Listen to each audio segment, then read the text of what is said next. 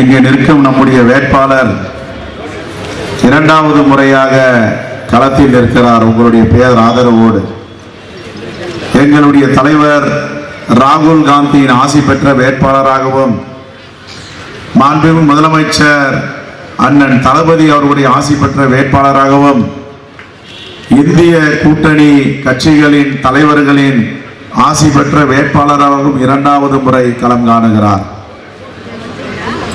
நம்முடைய வேட்பாளரை பற்றி சொல்ல வேண்டும் என்றால், பாராளுமன்றத்தில் கரூர் மாவட்டத்திற்கான பாராளுமன்ற தொகுதிக்கான எல்லா திட்டங்களை பற்றியும் வாதிட்டவர், போராடியவர். ஒரு அருமையான வேட்பாளரை நாம் பெற்றிருக்கிறோம். அற்புதமான வேட்பாளர், அபூர்வ வேட்பாளர். ஆங்கிலத்தில் சொல்லுவார்கள் ரேரஸ்ட் கேண்டிடேட் என்று. அப்படிப்பட்ட ஒரு வேட்பாளரை தலைவர் ராகுல் காந்தி காங்கிரஸ் பேரியக்கத்தின் சார்பாக அருமை அண்ணன் மாண்புமிகு முதலமைச்சர் தளபதி அவர்களின் ஆசி பெற்ற வேட்பாளராக மீண்டும் களத்தில் நிறுத்தி இருக்கிறார்கள். நமக்கெல்லாம் ஒரு குறை இருக்கிறது. இந்த தேர்தலில் ஒரு வெற்றிடம் ஏற்பட்டு விடுமோ என்று நாங்கள் எல்லாம் அச்சப்பட்டோம். நம்முடைய அருமை சகோதரர் மேலாள் அமைச்சர் திரு செந்தில் பாலாஜி அவர்கள் இல்லையே என்று. ஆனால் அவருடைய இடத்தை அவருடைய தம்பிகள் இருக்கிறோம், சகோதரர்கள் இருக்கிறோம், சகோதரிகள் இருக்கிறோம். அவரை விடமாட்டோம். அவருக்கு இந்த தேர்தல் மிகப்பெரிய சவாலான தேர்தல். இந்த தேர்தலில் யார் நிற்கிறார்கள் என்றால் செந்தில் பாலாஜி வேட்பாளராக நிற்கிறார். இதுதான் நம்முடைய பார்வை. ஆனால் ஒரு மகிழ்ச்சியான செய்தி, 3 மணியில் இருந்து நான் கரூருக்கு வருகிறேனே, என்னுடைய உற்ற சகோதரர் இந்த தொகுதியில மாவட்டத்தில் இல்லையே என்ற வருத்தத்தோடு நாங்கள் மதியம் நினைத்திருந்தோம். 3 மணிக்கு ஒரு நல்ல இனிப்பான செய்தி, மகிழ்ச்சியான செய்தி வந்தது. உச்ச நீதிமன்றத்தில் எப்படி நம்முடைய மேலாள் அமைச்சர் இந்த மாவட்டத்தின் மாவட்ட செயலாளர் அன்பு சகோதரர் செந்தில் பாலாஜி அவர்களை சிறைப்படுத்தி இருக்கிறார்களோ, அதே போன்று சஞ்சய் சிங் என்ற ஒரு நாடாளுமன்ற உறுப்பினரை சிறைபிடித்திருந்தார்கள். 6 மாதம் சிறையில் இருந்தார். இன்றைக்கு தான் உச்ச நீதிமன்றம் வாய் திறந்திருக்கிறது. அமலாக்கத்துறையால் இப்படி பழிவாங்க நடவடிக்கையில கைது செய்திருக்கிறீர்களே, அவரை விடுதலை செய்யுங்கள் என்று உத்தரவிட்டிருக்கிறது. நாம் மகிழ்ச்சியோடு எதிர்பார்த்துக் கொண்டிருக்கிறோம். தேர்தலுக்குள்ளே நம்முடைய அன்பு சகோதரர் செந்தில் பாலாஜி வெளியே வருவார், மக்களை சந்திப்பார். தேர்தல் முடிவை அவர் நிர்ணயம் செய்வதற்கு வாய்ப்பு இருக்கிறது. ஆகவே நீதியை நாம் நம்புகிறோம். அவர்கள் கும்பிடும் ராமரை நாங்களும் கும்பிடுகிறோம். ஆனால் அந்த ராமர் பாஜகவிற்கு மிகப்பெரிய தண்டனையை இந்த தேர்தலில் கொடுக்க போகிறார். ஒரு இருதய நோயாளி இதய அறுவை சிகிச்சை செய்து கொண்டிருக்கிறார், நோய்வாய்ப்பட்டு இருக்கிறார். இவருக்கு ஜாமீன் கொடுங்கள் என்றால் மோடி சொல்லுகிறார், அவரை சிறையிலேயே வையுங்கள், ஜாமீன் கொடுக்க கூடாது என்று. நீங்க எத்தனை பிரதிஷ்டை செய்தாலும், எவ்வளவு கும்பாபிஷேகம் செய்தாலும் ராமர் உங்கள் பக்கம் இல்லை, எங்கள் பக்கம் இருக்கிறார், நீதியின் பக்கம் இருக்கிறார். என்ன அநியாயம்! எவ்வளவு நாட்களாக சிறைபிடித்து வைத்திருக்கிறீர்கள். அவர் செய்த தவறு என்ன? ஒரு கள போராளி, திராவிட முன்னேற்ற கழகத்தை கொங்கு மண்டலத்தில் இருந்த பாஜகவை அதிமுக வீழ்த்தி இருக்கிறார். அதுதான் அவர் செய்த தவறு. உனக்கு திறமை இருந்தால், திராணி இருந்தால், நேர்மை இருந்தால் அரசியலில் அவருடன் நீங்கள் மோத வேண்டும். ஆனால் கொல்லப்புற வழியாக புறமுதகு காட்டி நாங்கள் உன்னை சிறையிலே அடிப்போம், சிறையிலேயே வைத்திருப்போம் என்றால் இது சர்வாதிகார ஆட்சியா, ஜனநாயக ஆட்சியா என்ற கேள்வியை நாங்கள் கேட்டோம். சீனாவில் ஒரு ஆட்சி நடக்கிறது, சர்வாதிகார ஆட்சி, பேச முடியாது. ஒரு அதிபர், ஒரு நாடு, ஒரு மொழி, ஒரு தேர்தல். அப்படி சீன அதிபராக அவர் முயற்சி செய்தே கொண்டிருக்கிறார் மோடி. வடகொரியாவில் ஒரு ஆட்சி நடக்கிறது, சர்வாதிகார ஆட்சி. அங்கே எழுத்துரிமை கிடையாது, பேச்சுரிமை கிடையாது, கருத்துரிமை கிடையாது. அப்படி மோடி துடித்துக் கொண்டிருக்கிறார். இப்படி ஒரு ஆட்சி செய்ய வேண்டும். என்ன காரணம் என்றால் RSS உடைய சித்தாந்தம் சர்வதிகாரம்.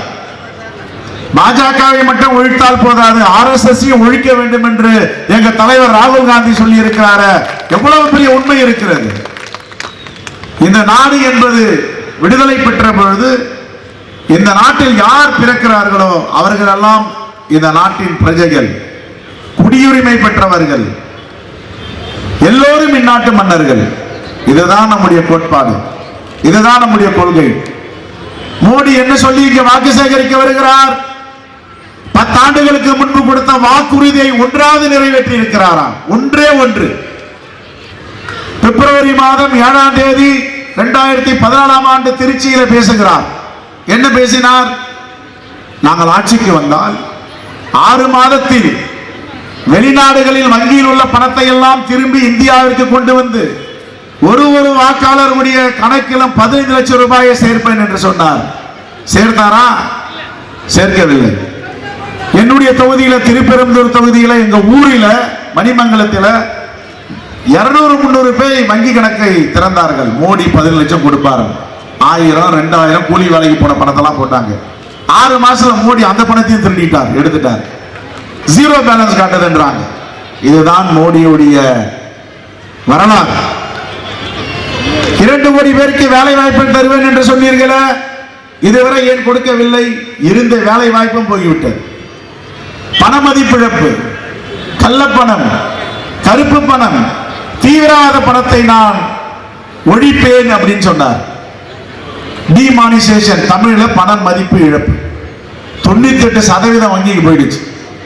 நேற்றைய முன்தினம் நாகரத்னா என்ற உச்சநீதிமன்ற பெண் நீதிபதி கேட்டிருக்கிறார். எவ்வளவு பெரிய அநியாயம்! இதற்காக இந்த திட்டத்தை கொண்டு வந்தீர்கள். இதற்காக நூற்றுக்கணக்கான இந்திய குடிமக்கள் இறந்து போயிருக்கிறார்கள்.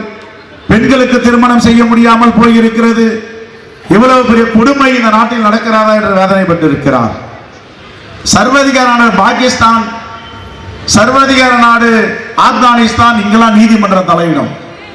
உச்ச நீதிமன்றம் தலையிட்டு அரசியல் அதிகாரத்தை பாதுகாக்கும். அது சர்வதிகார நாடு. இப்ப இந்தியாவில் உச்ச நீதிமன்றம் தலையிடுகிறது, ஐநா சபை தலையிடுகிறது. இந்தியாவில் ஒரு ஜனநாயக ஆட்சி நடக்கிறதா என்று கேள்வி கேட்கிறது. சுதந்திர வரலாற்றிலே முதல் முறையாக ஐநா சபை இந்தியாவை கண்டித்திருக்கிறது என்றால் இதுதான் முதல் முறை. மோடி அவர்களே, உங்களுக்கு கிடைத்திருக்கின்ற பரிசு. பெட்ரோல் டீசல் விலையை குறைப்பேன் சொன்னார்.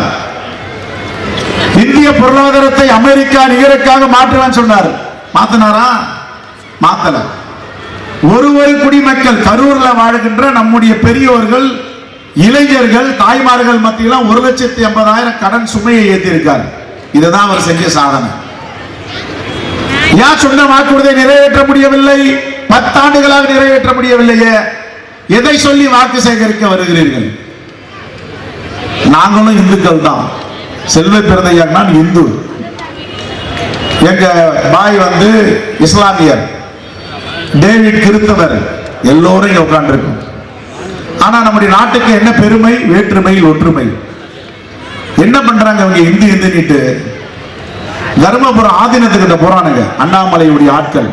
அண்ணாமலை அங்க கால வச்சிருக்காரு. எவையெல்லாம் மக்களை சுரண்டி ஏமாத்தி நிதி நிறுவனம் நடத்துறானோ, எங்கெங்கெல்லாம் 10 வழக்கு, 20 கொலை வழக்கு, 30 கொலை வழக்கு, 10 மிஸ்ஸா, 20 குண்டர் தடுப்பு சட்டம், இவங்க எல்லாம் பிடிச்சி எடுத்தாலும் கட்சி நடத்துறாரு. இவன் இந்து இந்துன்னு எங்க போறான்? தர்மபுரம் ஆதீனத்துக்கிட்ட போறான். மடாதிபதி அவர் காலையிலிருந்து மாலை வரை சாமியே சரணம்னு சாமி கொண்டுட்டு இருக்கிறவர். அந்த இந்துக்கள் கிட்ட போய் மிரட்டுறான். என்ன மிரட்டுறான்? உன்னை பத்தி நான் தவறான தகவல்களை சேகரித்து வச்சிருக்கேன் சொல்வதற்கு நாக்கு கூசுது. நானும் இந்து தானடா. எங்களுடைய இந்து பீடாதிபதி மடாதிபதி இருக்காரு, அவரை போய் மிரட்டு 10 கோடி கொடுன்னு மிரட்டுறான். இதுக்கெல்லாம் தலைமை தாங்குறவர் யாருன்னு தெரியுமா? அந்த கட்சியுடைய தலைவர். அப்ப இந்து இந்துன்னு யாரை ஏமாத்துறடி? திருச்சியில பிப்ரவரி 7ஆம் தேதி 2014 என்ன பேசின? ராமேஸ்வரத்துடைய ஆலயத்தை உலகம் தர வாய்ந்த ஆலயமாக மாற்ற வேண்டிய, இது வரைக்கும் ஒரு செங்கல் கூட எடுத்து வைக்கல. நம்முடைய ஆட்சி வந்த பிறகு அறநிலைத்துறை அமைச்சர் சேகர் பாபு கும்பாபிஷேகமா நடத்திட்டு இருக்காரு. இந்தியாவிற்கு இங்க ஆலயங்கள் இருக்கிறது, ஆலயம்னா எப்படி இருக்கணும்ன்றத காட்டிட்டு இருக்காரு. அப்ப நீ இது வரைக்கும் தமிழ்நாட்டுக்கு என்ன செய்தாய்? நான் சொல்றேன் கேளுங்க. எங்களுடைய முதலமைச்சர், திராவிட முன்னேற்ற கழகத்தின் முதலமைச்சர் தளபதி அண்ணன் ஸ்டாலின் அவர்கள் ஆட்சி பொறுப்பு ஏற்ற பிறகு கொரோனா பெருந்தொற்று ஓராண்டுகள் உழைத்தார். எல்லோரும் கஷ்டப்பட்டோம் நாம. அதுக்கப்புறம் 6 மாசம் பெரும் மழை, வெள்ளம். ஆனா இதையெல்லாம் சமாளித்து திறமையான நிர்வாகத்தை நடத்தி 2 ஆண்டுகளில் 80 விழுக்காடு வாக்குறுதியை நிறைவேற்றார் நம்முடைய முதலமைச்சர் அவர்கள். அதை மட்டுமா செஞ்சாரு? ஒரு அரசியல் கட்சின்னா 5 வருஷத்துக்கு ஒரு முறை வரும், வாக்கு பெறுவதற்காக வாக்குறுதியை கொடுப்பாங்க, நிறைவேற்றுவதற்கு முயற்சி பண்ணுவாங்க. அதிமுக ஆட்சியில 10 ஆண்டுகளா நிறைவேற்ற முடியல. ஸ்கூட்டி வந்துச்சா நமக்கெல்லாம்? அம்மையார் ஜெயலலிதா கொடுத்த வாக்குறுதி. செல்போன் வந்துச்சா? இதெல்லாம் நிறைவேற்றவே இல்லை. ஆனா நம்முடைய மாண்பு முதலமைச்சர் நிதி ஆதாரம் இல்லை, நிதி சுமை, கஜனா காலி. எடப்பாடி போகும்போது எல்லாத்தையும் எடுத்துட்டு போயிட்டார். ஆனால் நிதி மேலாண்மை என்ன என்றதை தமிழ்நாடு இந்தியாவிற்கு காட்டி இருக்கிறது. அந்த நிதி மேலாண்மையை சரியாக பயன்படுத்தி 80 விழுக்காடு கொடுத்த வாக்குறுதியை நிறைவேற்றினார். வாக்குறுதி மட்டும் நிறைவேற்றவில்லை, கொடுக்காத வாக்குறுதிகள். கொரோனா பெருந்தொற்று, குழந்தைகள்லாம் படிக்க முடியல, கல்வி பாதையிலே நிற்குது, எண்ணும் எழுத்தும்னு கொண்டு வந்தார். இல்லம் தேடும் கல்வியும் கொண்டு வந்தார். மக்களை தேடி மருத்துவம், கொரோனா பெருந்தொற்றுல முடங்கி கிடக்கிறார்கள் பெரியவர்கள், மக்களை தேடி மருத்துவம் கொண்டு வந்தார். நான் மட்டும் முதலமைச்சராக இருந்தா பரவாயில்ல, இருக்க முடியாது, நீங்களும் முதல்வனாக வேண்டும், ஒரு துறையிலும் சிறந்து வழங்க வேண்டும் என்ற நான் முதல்வன் திட்டத்தை அறிமுகப்படுத்தினார். பெண்கள் கல்வியிலே வளர வேண்டும், ஒரு நாடு சுபிட்சமாக இருக்க வேண்டும் என்றால் பெண்கள் முன்னேற்றம் அடைய வேண்டும் என்று புதுமை பெண் என்ற திட்டத்தை 1000 ரூபாய் மாதம் கல்லூரி மாணவிகளுக்கு கொடுத்தார். ஒரு காலத்துல நாங்க கோயம்புத்தூருக்கு வரும்போது அங்கங்கு விபத்து நடக்கும். விபத்து நடந்து உயிருக்கு ஊசலாடி கொண்டிருப்பார்கள், மருத்துவமனைக்கு அழைத்து செல்ல முடியாது. என்ன காரணம்? போனா பணம் கட்டணும், முகவரியை கேட்பான். உடனே சொன்னார், உலகத்துல எங்க இருந்தாலும் தமிழ்நாட்டில் விபத்து ஏற்பட்டால் 200 காப்போம், 48 மணி நேரம் அரசு செலவிருக்கின்றார். இந்தியாவிலே இறப்பு சதவீத விபத்தில் தமிழ்நாட்டில் 50 விழுக்காடுக்கு மேல் குறைஞ்சிருக்கு. இதுதான் ஆட்சி. மோடி அவர்களை தமிழ்நாட்டுக்கு வந்து எங்க முதலமைச்சர் கிட்ட வந்து பாலபாடம் எடுத்து எல்கேஜி யூகேஜி படிச்சு நீங்க ஆட்சி நடத்தி இருக்கணும். ஒரு வாக்குறுதியை விட நிறைவேற்றவில்லையே. மகளிர் சமூக பொருளாதாரம் உரிமை தொகை 1000 ரூபாய் நம்முடைய மாண்பு முதலமைச்சர் கொடுத்து கொண்டு வருகிறார். எங்கள் தலைவர் ராகுல் காந்தி சொல்றார், வறுமை கோட்டில் இருக்கின்ற ஏழை எளிய பெண்களுக்கு மகாலட்சுமி என்ற திட்டத்தின் பேரில் வருடத்திற்கு 1 லட்சம் ரூபாய் கொடுப்பேன் என்ற உன்னதமான அறிவிப்பை அறிவித்திருக்கிறார். அது மட்டும் கிடையாது, பெண்களுக்கான வேலை வாய்ப்பு மத்திய அரசில் 50 விழுக்காடு பெண்களுக்கான வேலை வாய்ப்பு என்ற உறுதி திட்டத்தை அளித்திருக்கிறார். வேலை வாய்ப்பு கொடுத்துட்டா போதுமா? அதிகார மரியாதை, அவர்களுக்குள்ள மரியாதை அங்கு கிடைக்க வேண்டும், எந்தவித சங்கடத்திலும் ஆளாகக்கூடாது. அப்படி அங்கு குழுக்களை, அதிகாரிகளை அமைத்து அவர்களுக்கான மேலாண்மையை சொல்லிக் கொடுப்பதற்கு ஒரு திட்டத்தை வகுத்திருக்கிறார். அதிகார பெண் அலுவலர்கள், சாவித்திரிபாய் பூலே என்ற பெயரில முதல் பெண் ஆசிரியர் இந்த இந்தியாவில். விடுதிகள் கட்டப்படும், பாதுகாப்பாக பெண்கள் இருக்கப்படும். ஆனா மோடி ஆட்சியில் பெண்களுக்கு பாதுகாப்பு இருக்கா? மணிப்பூர்ல நம்முடைய தாய்மார்கள், நம்ம வீட்டு சகோதரிகள், இந்திய நாட்டை சார்ந்தவர்கள் வன்புணர்ச்சிக்கு ஆளாகி படுகொலை செய்யப்படுகிறார்கள். இதுவரைக்கும் மோடி வாயை திறக்கல. ஒரு வார்த்தை பாராளுமன்றத்திலோ மக்கள் மன்றத்திலோ அந்த பெண்களுக்கு ஏற்பட்ட அநீதி, படுகொலைக்கு நான் வருத்தப்படுகிறேன் என்று வருத்தம் தெரிவிக்காத ஒரு பிரதமர் இருக்கிறார் என்றால் அது நரேந்திர மோடி அவர்கள் மட்டும்தான். பிரதிநிதி தத்துவ நீதி, மக்கள் தொகையை சாதிவாரி கணக்கெடுப்பு எடுத்து அந்தந்த சாதிக்கு, அந்தந்த மக்களுக்கு உரிய பிரதிநிதித்துவத்தை அளிக்க வேண்டும்.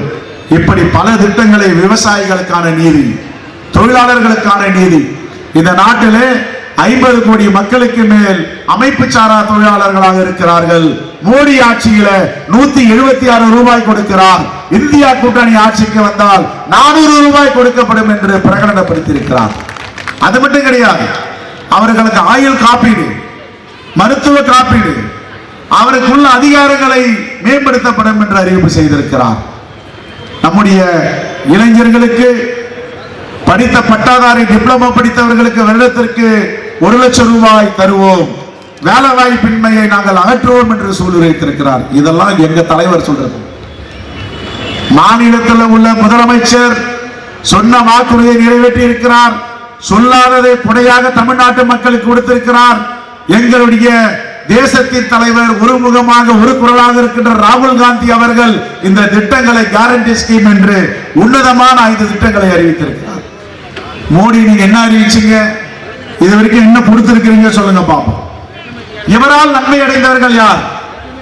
அவருடைய நண்பர்கள் அதானி, அம்பானி. இவர்களை பத்தி சொன்னாவே வருத்தப்படுவார். இதை பத்தி எங்க தலைவர் ராகுல் காந்தி பாராளுமன்றத்தில் உரையாற்றினார் என்பதற்காகத்தான் அவருடைய பாராளுமன்ற உறுப்பினர் பதவியை பறிக்கப்பட்டார்கள். எங்க இருந்தார் இந்த அதானி? இந்தியாவிலே 309 உலகத்தில் 309வது இடத்தில் இருந்த பணக்காரர். நம்மால் மோடி வந்த உடனே 10 வருஷத்துல 13வது இடத்துக்கு வந்துட்டார். அப்ப யாருக்காக ஒரு பிரதமராக இருக்கிறார்? யாருக்காக ஆட்சி செய்கிறார்? அவருடைய நண்பர் அதானிக்காகவும் அம்பானிக்காகவும் ஆட்சி செய்கிறார். 2227% சொத்துக்கள் உயர்ந்திருக்கிறது. இப்படி என்றால் இந்த ஆட்சியை விட்டுக் கொடுக்கலாமா? இனிமேலும் அனுமதிக்கலாமா? இந்த பாசிச ஆட்சியை அகற்ற வேண்டும், நல்லாட்சி ஏற்பட வேண்டும், எல்லா மக்களும் அமைதியாக இந்த நாட்டிலே வாழ வேண்டும் என்றால் நாம் நம்முடைய அன்பு சகோதரி ஜோதிமணி அவர்களுக்கு கை சின்னத்தில் வாக்களித்து பெருவாரியான வாக்கு வித்தியாசத்தில் வெற்றி பெற வைக்க வேண்டும். நமக்கு இருக்கின்ற ஒரே சவால் என்ன சவால்? நம்முடைய அன்பு சகோதரர் மேனாள் அமைச்சர், கரூர் மாவட்ட செயலாளர், திராவிட முன்னேற்ற கழகத்தின் தூண் செந்தில் பாலாஜி அவர்கள் இருந்ததை விட அவர் இல்லாமல் என்னுடைய சகோதரர்கள் சகோதரிகள் 2 மடங்கு வாக்கு வித்தியாசத்தில் ஜோதிமணி அவர்கள் வெற்றி பெற்றார் என்பதை நாம் பிரகடனப்படுத்த வேண்டும். இந்த மோடி பாசிச ஆட்சிக்கு, நம்முடைய சகோதரரை சிறையில் வைத்திருக்க பாசிச ஆட்சிக்கு முடிவு கட்ட வேண்டும். என் அருமை தோழர்களே, இன்று முதல் நாம் இரவும் பகலும் தூங்காமல் கை சின்னத்திற்கு வாக்கு சேகரிக்க வேண்டும். ஊழலை பத்தி இவர் பேசுறார். என்ன வழக்கு? செந்தில் பாலாஜி அவர்கள் ஊழல் செய்து விட்டார். என்னையா ஊழல் செஞ்சார்? நீதிமன்றத்தில் சொல்லல. சரி, இந்த ஹரிச்சந்திரன் மோடியை பத்தி சொல்றேன்.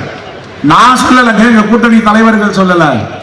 சிஏஜின்னு ஒரு அமைப்பு இருக்கு, கண்ட்ரோலர் ஆஃப் ஆடிட்டர் ஜெனரல். அவங்க சொல்றாங்க 7.5 லட்சம் கோடி ஊழல் செய்திருக்கிறது பாஜக. புள்ளி விவரம் இருக்கு என்கிட்ட. புள்ளி விவரத்தோட பேசுவோம், 1 மணி நேரம் பேசுவேன். ஆயுஷ்மான் ஒரு திட்டம் இருக்கு. செத்து போனவங்களுக்கு எல்லாம் பணம் அமைச்சிட்டு இருக்காரு மோடிஜி. உயிரோட இருக்கவங்க கொடுக்க மாட்டேன்றாரு. இறந்து போனவங்களும் மோடிஜி அவருடைய ஒன்றிய அரசுல இருந்து பணம் அமைச்சிட்டு இருக்காரு. ஒரே செல்போன்ல லட்சக்கணக்கான மக்களுக்கு பணத்தை எடுக்கிறானுங்க திருடர்கள். இந்த பாஜக திருடர்களை, இந்த RSS கும்பலை நாம் ஒழிக்க வேண்டும். நாமெல்லாம் தேசிய நெடுஞ்சாலை, மாநில நெடுஞ்சாலை போட்டோம்னா 1 கிலோமீட்டருக்கு 25 கோடி ரூபாயில போடுவோம். மோடிஜி போட்டோம்னா 250 கோடி ரூபாயில போடுற. இன்னும் தங்கத்தை எதனா எழுச்சி ஊத்துவாரான்னு தெரியல. இப்படிப்பட்ட ஊழல் ஆட்சியை நாம் அகற்ற வேண்டும்.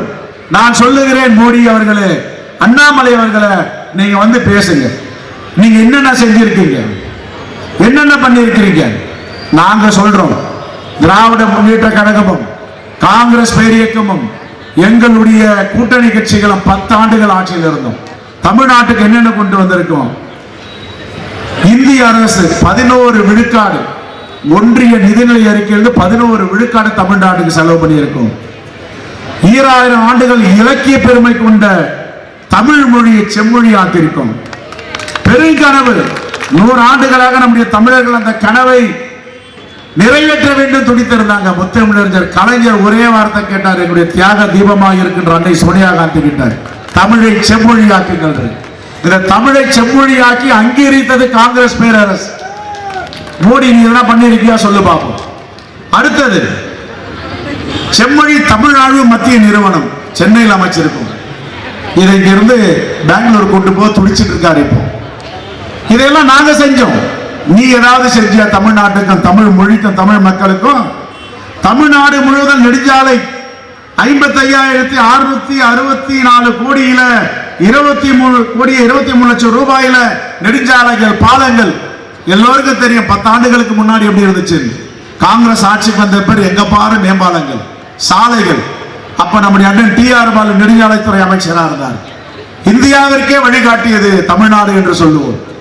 அவர் பேரே வந்து கலைஞர் சொல்லுவார், அவர் டி.ஆர். பாலு இல்ல பாலம் பாலு அப்படின்னு. அந்த அளவிற்கு நாம் இந்த திட்டங்களை தமிழ்நாட்டிற்கு காங்கிரஸ் ஆட்சியும் திமுகவும் கொண்டு வந்திருக்கிறது. அதே போன்ற உரகடத்தில் 470 கோடி ரூபாயில உலகத்திலே தரம் வாய்ந்த தேசிய மோட்டார் வாகன சோதனை ஆராய்ச்சி நிறுவனம். 1553 கோடியில சேலம் உருட்டாலை, புதிய குளிரூட்டும் உருட்டாலை உருவாக்கம் செய்திருக்கிறோம். தாம்பரத்தில் சித்த மருத்துவம், தேசிய சித்த மருத்துவம் என்ற மிகப்பெரிய பல்கலைக்கழகம் ஆய்வு மையத்தை ஏற்படுத்தி இருக்கிறோம். சேலத்தில் புதிய 2ஆம் ரயில்வே கோட்டம், 1680 கோடி செலவில் சென்னை துறைமுகம், மதுரவாயில் பறக்கும் சாலை, 2427 கோடி செலவில் சேது சமுத்திர திட்டம் கொண்டு வந்தோம். தமிழ்நாட்டுக்கு எதனா நல்லது நடக்க பாஜக விட்டுருவோமா? RSS விட்டுருவாங்களா? கோடி தூக்குனாங்க. உச்ச நீதிமன்றத்தில் ராமர் பாலம் எந்த பாலத்தை கண்டாங்கன்னு தெரியல, அதை நிறுத்தி வச்சுட்டாங்க. அதற்கு பிறகு 980 கோடியில நெம்மலியில கடல் நீரை குடிநீராக்குவோம் என்று டாக்டர் மன்மோகன் சிங் முத்தமிழர் கலைஞரை வைத்து திறந்து வைத்தார். அடக்குமுறை போட்டா சட்டம் இருந்தது. இப்ப நான் அப்படி பேசுறேன்ல, உடனே போட்டால முடிச்சப்ப போட்டுருவாங்க. அந்த போட்டா சட்டத்தை அகற்றியவர் அன்னை சோனியா காந்தி அவர்கள். அதே போன்று தமிழ்நாட்டில் இருக்கும் மீட்டர் கேஜ் ரயில் பாதை அனைத்தும் அகல ரயில் பாதை பிராட் கேஜாக மாற்றியது நம்முடைய ஆட்சி காலத்தில். 1828 கோடி ரூபாய் செலவில் 30 ரயில்வே மேம்பாலங்கள் கட்டியது நம்முடைய ஆட்சி. சென்னை மாநகரில் மெட்ரோ ரயில் திட்டம் கொண்டு வந்தது நம்முடைய ஆட்சி. ஒகேனக்கல் கூட்டு குடிநீர் திட்டம், திருச்சி, கோயம்புத்தூர், மதுரை விமான நிலையம் விரிவாக்கம், சென்னை அருகே தேசிய கடல்சார் பல்கலைக்கழகம், கிண்டி, கத்திப்பாரா, கோயம்பேடு, பாடியில் மிகப்பெரிய உலகம் தர வாய்ந்த மேம்பாலங்கள், கரூர், ஈரோடு, சேலம் உயர் தொழில்நுட்ப ஜவுளி பூங்கா, துறைமுக விரிவாக்க பணிகள், சரக்கு பெட்டக முனையங்கள், நீர்வழி போக்குவரத்து வசதி போன்ற ஐக்கிய முற்போக்கு கூட்டணி ஆட்சியில காங்கிரசும் திராவிட முன்னேற்ற கழகம் கொடுக்கும் போது தமிழ்நாட்டுக்கு இதையெல்லாம் நாங்கள் கொடையாக கொடுத்தோமே. மோடி ஒண்ணு சொல்லுங்க, நான் தமிழ்நாட்டுக்கு கொண்டு வந்தேன். ஒண்ணுமே கொண்டு வரல. எதை வைத்து இவர்கள் வாக்கு சேகரிக்க வருகிறார்கள்? தமிழ்நாட்டு உரிமைகளை பறித்தது பாஜக, உரிமைகளை பறிப்பதற்கு துணை போனது அதிமுக. ஒருவர் துரோகி, இன்னொருவர் விரோதி. என் அருமை வாக்காளர் பெருங்குடி மக்களை நாம் சிந்திக்க வேண்டும். இந்த தேசத்தை காப்பாற்றுவதற்கான தேர்தல் தான் 18வது மக்களவை தேர்தல். இந்த நாட்டை பாதுகாக்க வேண்டும், இந்த மண்ணை பாதுகாக்க வேண்டும், அரசியலமைப்பு சட்டத்தை பாதுகாக்க வேண்டும். அப்படி என்றால் நம்முடைய வேட்பாளர் அன்பு சகோதரி ஜோதிமணி அவர்கள் வெற்றி பெற வேண்டும், வெற்றி பெற வேண்டும். இங்க எல்லாம் மின்சார கட்டணம் ஏறி இருக்கு. நான் வர இடத்தெல்லாம் கேட்டாங்க, என்ன சார் காரணம், நீங்க பேசுங்க. இன்னைக்கு சேலத்தை கூட அந்த செல்வ கணபதி நீங்க அதை பத்தி கொஞ்சம் விரிவா பேசுங்க. எப்படி மின்சார கட்டணம் ஏறிச்சு? அம்மையார் ஜெயலலிதா முதலமைச்சராக இருந்தாங்க. மோடி கூப்பிட்டார், அம்மா நீங்க உதய் மின் திட்டத்தில் கையெழுத்து போடுங்க. அது என்னங்க உதய் மின் திட்டம்? மின்சார வாரியத்தை நாங்க கட்டுப்பாட்டுல வச்சுக்கோம், நாங்க தான் நிர்ணயிப்போம் எவ்வளவு மின்சார கட்டணம் ஏத்துறது இறக்குறது. நீ லோன் வாங்கினா கூட எங்க கிட்ட தான் வாங்கணும். அந்த அம்மா முடியாதுன்ட்டாங்க. அந்த அம்மா முடியாது, கையெழுத்திட முடியாது. எங்களுடைய தாய்மார்கள், எங்களுடைய தமிழ் குடிகள், இவங்களெல்லாம் அதிகமா மின்சார கட்டணத்தை செலுத்த வேண்டி வரும், போட மாட்டேன்னாங்க. ஆனா அந்த அம்மா இறந்த பிறகு எடப்பாடி பழனிசாமி வந்தார். என்ன பண்ணாரு? தங்கமணி வந்தாருன்னா கேளுங்க, தங்கமணி அவர்கள் இங்க ஒருவர் வாக்கு சேகரிக்க. எடப்பாடி சொன்னாரு, தங்கமணி போனாரு. மோடி மிரட்டலுக்கு அடிபணிந்து தமிழ்நாட்டு உரிமையை பறிகொடுத்து உதய் மின் திட்டத்தை கையெழுத்து போட்டார். மின்சார கட்டணம் அவர்கள் ஏற்றுகிறார்கள். இப்படி தமிழ்நாட்டு உரிமை எல்லாம் பறிகொடுத்த அதிமுகவிற்கு எப்படி நாம் வாக்கு அளிக்க முடியும்? தமிழ்நாட்டு உரிமைகளை பறித்த மோடி, தமிழ்நாட்டு உரிமைகளை பறிப்பதற்கு துணை போன எடப்பாடி. இரண்டே விஷயம் தான் இந்த தேர்தலில். ஒருவர் எடுப்பவர், ஒருவர் கொடுப்பவர். எடுப்பவர் மோடி, கொடுப்பவர் நம்முடைய தளபதி மு.க. ஸ்டாலின் அவர்கள். என் அருமை சொந்தங்களே, தமிழ் சொந்தங்களை மீண்டும் ஒரு முறை சொல்லுகிறேன், இந்த 17 மக்களவை தேர்தல் என்பது வேறு, இது 18வது மக்களவை தேர்தல். இந்த தேர்தல் இந்த மண்ணை, இந்த தேசத்தை, அரசியலமைப்பு சட்டத்தை பாதுகாக்கின்ற தேர்தல். ஒருவரும் நாம் மட்டும் வாக்களித்தா போதாது, நம்முடைய சொந்த பந்தங்கள், நண்பர்கள், உறவுகள் அனைவரையும் சொல்லி வாக்களிக்க வேண்டும். அற்புதமான வேட்பாளர், அபூர்வ வேட்பாளர், அதிசய வேட்பாளர். இந்த வேட்பாளரை தலைவர் ராகுல் காந்தியும் தளபதி அவர்களும் அனுப்பி வைத்திருக்கிறார். பாராளுமன்றத்தில் உரையெல்லாம் பாருங்கள், புல்லரிக்கும் அவருடைய உரை. தமிழ்நாட்டு உரிமைகளுக்காக குரல் கொடுத்தவர் நம்முடைய வேட்பாளர் ஜோதிமணி அவர்கள். தமிழ்நாட்டு உரிமை மட்டுமல்ல, கரூர் மாவட்ட உரிமை மட்டுமல்ல, இந்த தேசத்திற்காக பேசியவர். என் அருமை பெரியவர்களே, தாய்மார்களே, நான் கூட காலையில ஒரு இடத்துல டீ குடிச்சிட்டு இருந்தோம்.